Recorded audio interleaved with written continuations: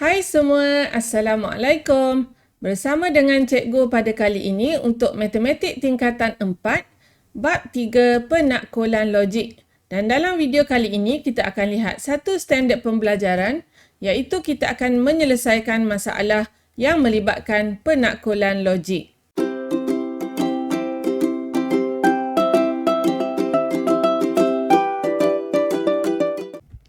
Dalam video kali ini, kita akan lihat 4 soalan bagaimana kita dapat menyelesaikan masalah melibatkan penakkulan logik. Dan terdapat 4 langkah penyelesaian masalah di mana kita bermula dengan kita memahami masalah, kita merancang strategi, melaksanakan strategi, seterusnya kita akan membuat kesimpulan. Okey, kita lihat soalan pertama, praktiskan diri 3.2F. Okey, kita lihat soalannya. Kadar bayaran letak kereta dalam hotel cahaya dihitung mengikut kadar berikut. Okey, 1 jam pertama atau sebahagiannya RM6. Setiap jam berikutnya hingga jam ke-6 RM5. Dan setiap jam yang seterusnya adalah RM3. Jadi Zamudin meletakkan keretanya dari jam 7.50 untuk menghadiri kursus di Hotel Cahaya. Selepas kursusnya, Zamudin mengambil keretanya pada jam 17.25. Hitung secara didaktif jumlah bayaran yang Zamudin perlu bayar sebelum keluar dari tempat letak kereta. Okey, bila soalannya adalah secara hujah didaktif, maksudnya kita perlu selesaikan berapakah jumlah bayaran. Okey, secara khusus kita nak tahu jumlah bayaran. Jadi sebelum kita kira berapa yang dia kena bayar, kita perlu kira dahulu berapakah masa, berapa lama dia meletakkan keretanya. Jadi sekarang bila dia ambil 17.25, okey, dan dia letakkan pada 7.50. Okey. Kita perlu dapatkan dahulu berapa masa dia letakkan kenderaan. Jadi kita akan tolak. Okey, yang ni adalah minit. Okey, yang ni adalah jam. Okey, 25 tolak 50 tak dapat. Jadi kita pinjam dari sini. Okey, tinggal 6. Okey, pinjam 1 jam maksudnya kita akan tambah 60 lah. Okey, jadi tambah 60 dia akan jadi 85 di sini. Okey, 85. 5 tolak sifar, kita dapat 5. Okey, 6 tambah 2, 8. 8 tolak 5, kita dapat 3. Okey, 35 minit. Okey, 16 tolak 7, kita dapat 9. Maksudnya, masa dia letakkan kenderaan ialah 9 jam 35 minit. Jadi, sistem kiraan parking ataupun kadar kita meletakkan kenderaan adalah mengikut jam. Jadinya, bila 9 jam, lebih ada 35 minit, dia kira sebagai 10 jam. Okey, dia tak ada kira minit. Selepas 9 jam, kita ada minit yang seterusnya, dia akan kira bayaran untuk 1 jam. Okey, jadi sekarang kita buat kiraan untuk 1 jam pertama. Okey, kita sekarang ada 10 jam. 1 jam pertama. Okey, 1 jam pertama, kadar bayarannya adalah 1/6. Okey, 1 jam darab RM6. Okey, jam yang berikutnya sehingga jam ke-6. Maksudnya, jam yang kedua. Okey, kedua, kita kira kedua. 2, 3, 4, 5, 6. Maksudnya 5 jam seterusnya. Okey, 5 jam seterusnya adalah bayarannya adalah RM5. Jadi 5 darab 5. Okey, jadi kita dah ada 6 jam di sini. Jadi berapa baki yang kita ada? Kita ada 10 jam. Jadi baki lagi 4 jam. Okey, 4 jam terakhir. Kita ada 4, kita darabkan dengan RM3. Okey, boleh? Jadi di sini kita boleh tulis jumlah bayaran, kita akan jumlahkan semuanya. Okey, jumlah bayaran sama dengan 1/6 tambah 5 darab 5 tambah 4 darab 3. Okey, iaitu kita dapat 6 tambah 25 tambah 12. Okey, 6 tambah 25 tambah 12. Kita akan dapat 31 tambah 12, kita tulis unitnya RM43. Okey.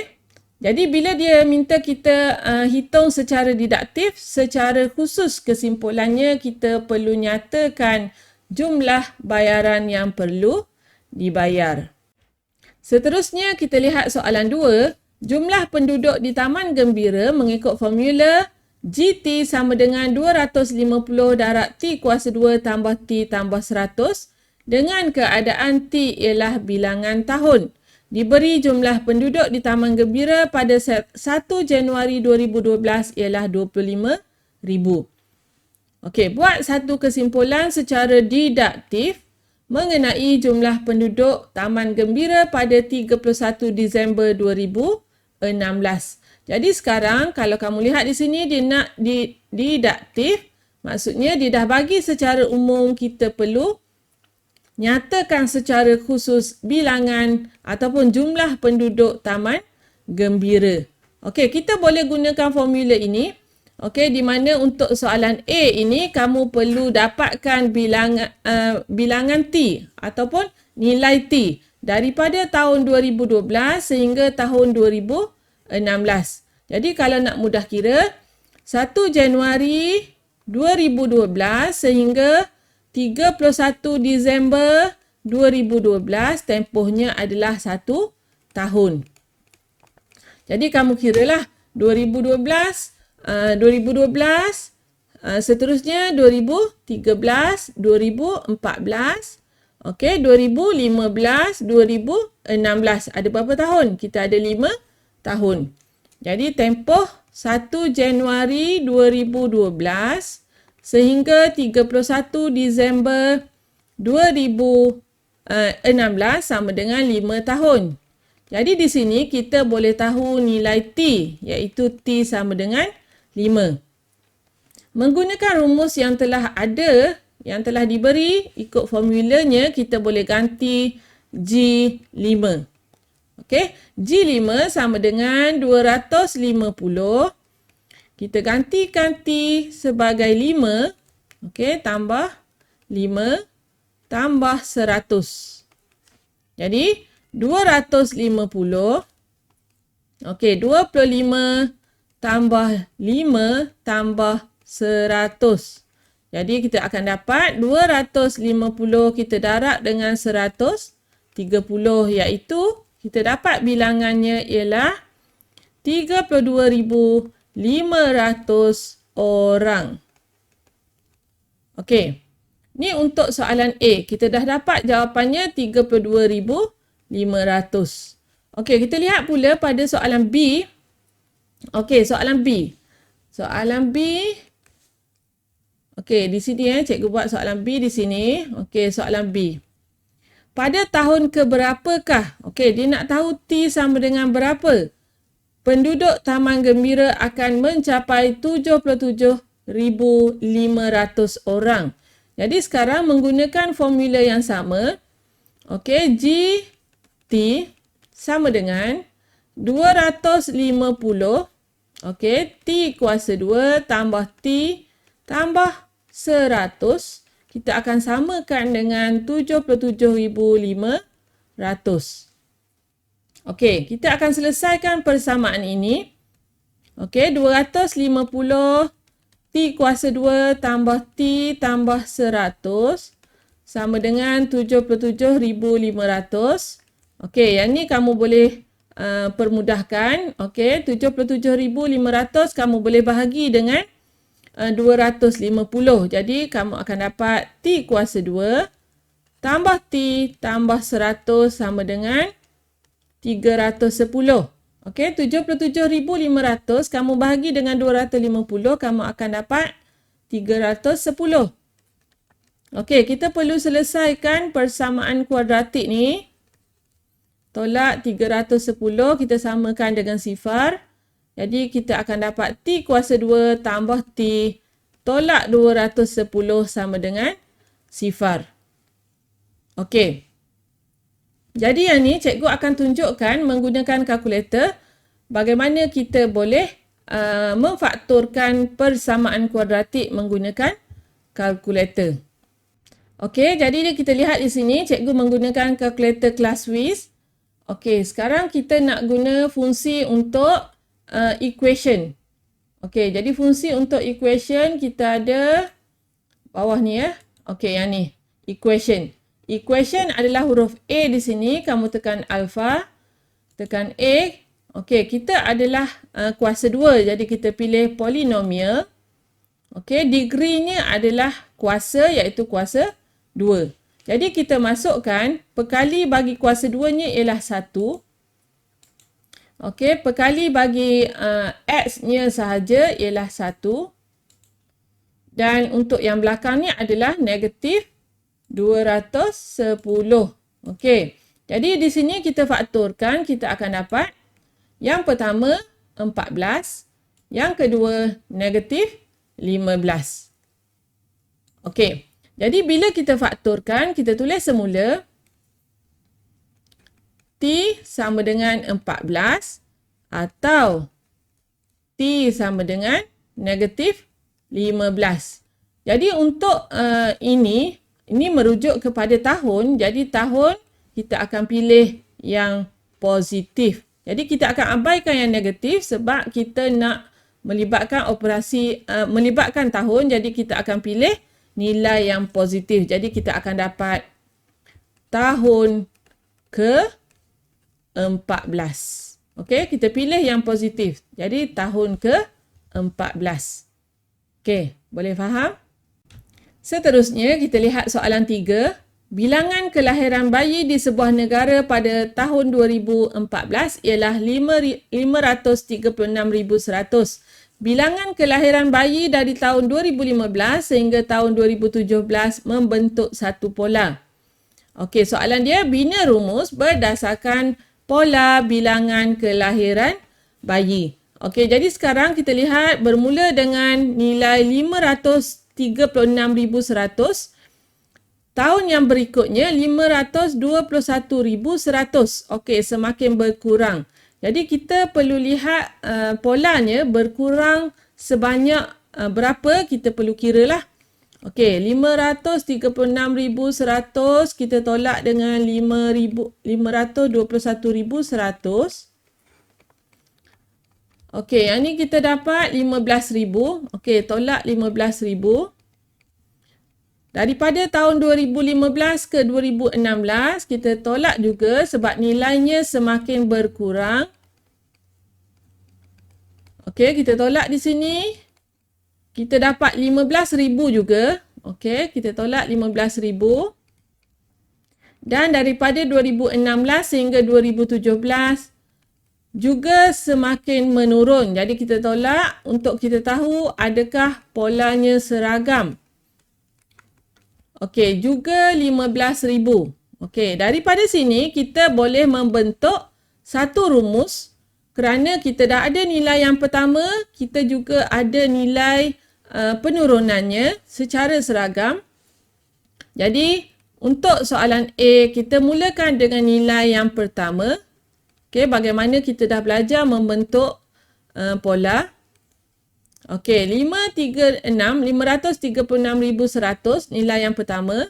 Kita akan tolak sebanyak 15,000 N. Okey, sebab apa N? Yang ni dia akan jadi 536,100. Dia akan tolak dengan 15,000. Tahun pertama kita gantikan sebagai N. Okey, sebab nilainya adalah nilai yang pertama. Jadi untuk tahun yang berikutnya kita akan ganti dengan N dia akan jadi 1. Okey, kita akan dapat nilai yang ni. Dan seterusnya lah. Ni N sifar, N1, N2, N3. Jadi rumusnya adalah seperti ini di mana N akan bermula dengan sifar 1, 2, 3, seterusnya. Okey, itu soalan A. Boleh? Seterusnya, kita lihat pada soalan B. Okey, soalan B kita lihat. Soalan B. Sekiranya bilangan kelahiran bayi dalam negara tersebut mengikut pola seperti di atas bagi 5 tahun yang seterusnya, anggarkan bilangan bayi yang dilahirkan pada tahun 2021. Jadi sekarang kita perlu kira berapakah nilai N. Sebab kita dah ada satu rumus yang ada N. Jadi untuk tahun 2021 kita perlu kira berapakah nilai N-nya. Okey. Jadi di sini Cikgu Padam yang ni, okey, kita nak kira berapakah nilai N pada tahun 2021. Okey, sekarang kita lihat yang ni bermula dengan N sifar tahun 2017. Jadi 2018, 2019, 2020, 2021. Jadi yang ni tadi N3, N4, N5, N6, N7. Okey, di situ ialah N7. Jadi di sini kita boleh gunakan rumus yang kita dah ada tadi dan kita gantikan N sama dengan 7. Okey, 536,100 tolak dengan 15,000 N.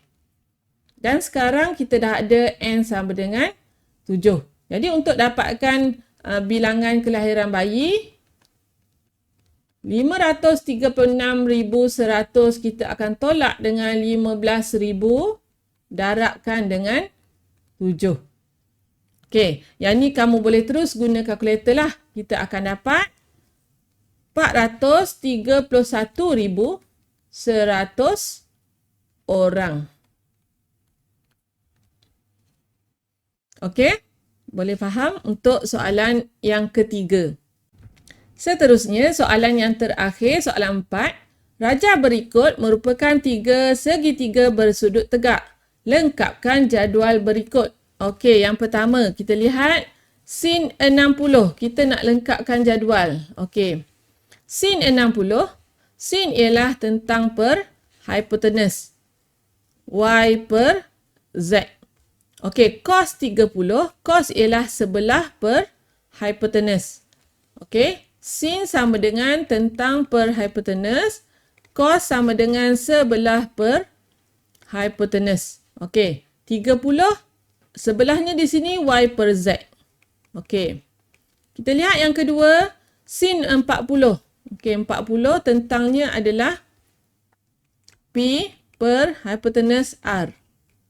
Okey, cos 50. Cos. Okey, ni sebelahnya P per hipotenusnya R.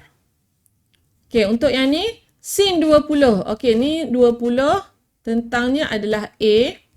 Hipotenusnya adalah C. Okey. Dan untuk cos 70, sebelahnya adalah A. A per C. Okey.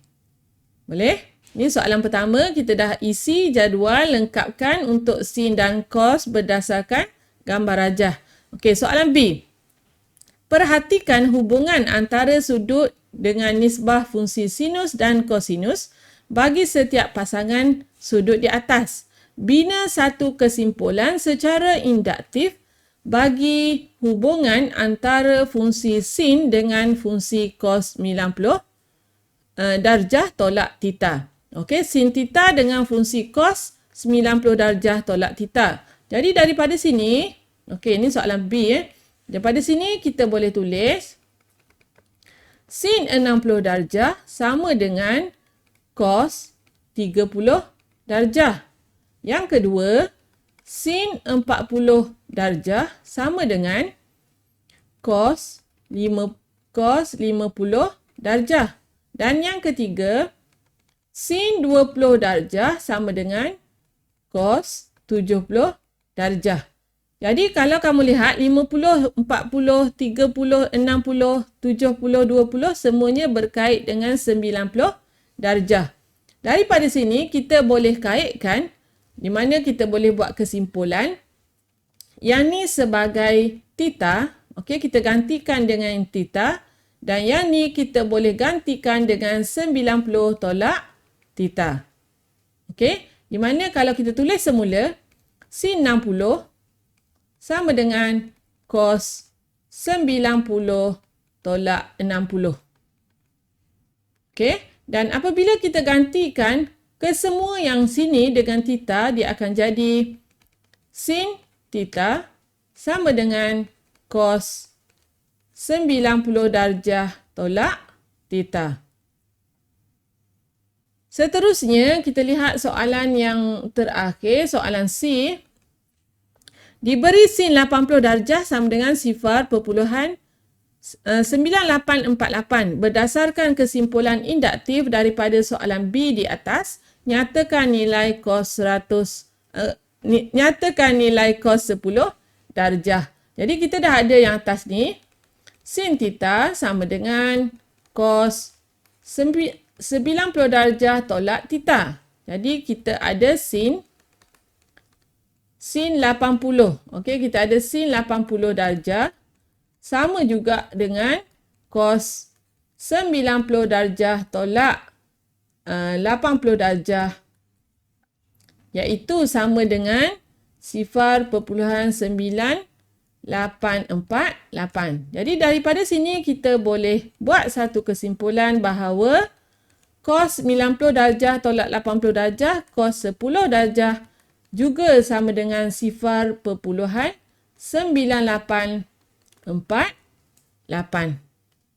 Okey, kita menggunakan kesimpulan yang telah kita bina dalam soalan B untuk kita menjawab soalan pada bahagian C. Jadi cikgu harap kamu boleh dapat menjawab soalan penyelesaian masalah yang melibatkan penakkulan logik, di mana kita perlu memahami dahulu masalah, merancang strategi, melaksanakan strategi, dan barulah kita boleh membuat kesimpulan. Jadi seperti biasa, sekiranya ada apa-apa persoalan, bolehlah ditulis di ruangan komen.